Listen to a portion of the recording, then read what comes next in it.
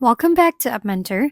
In this tutorial, I will guide you through the process of importing your designs from Figma into Framer.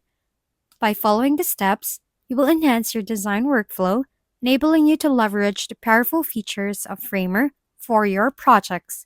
Whether you're a seasoned designer or a beginner, this guide will help you streamline your design to prototyping process.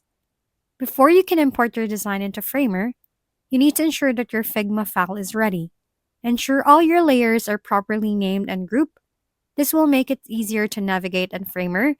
Avoid using Figma features that may not transfer well, such as certain effects or complex components.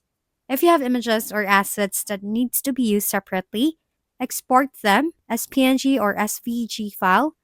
As you can see, I have my sample ready over here.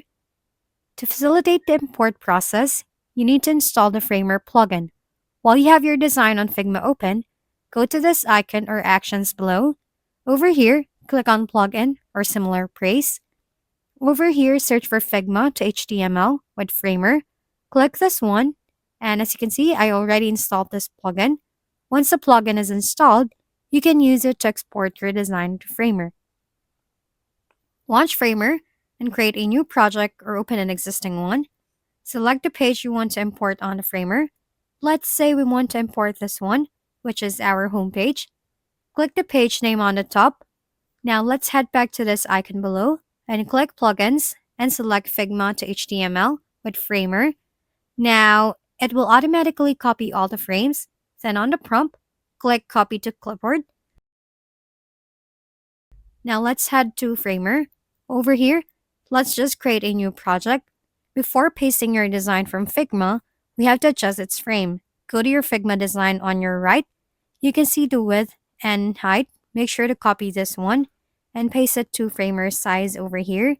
In my case, my width is 1440 and for my height, it's 2092. Once done, right-click and select Paste or use the shortcut key, which is Ctrl+V. And there you have it. Thank you for tuning in to App Mentor.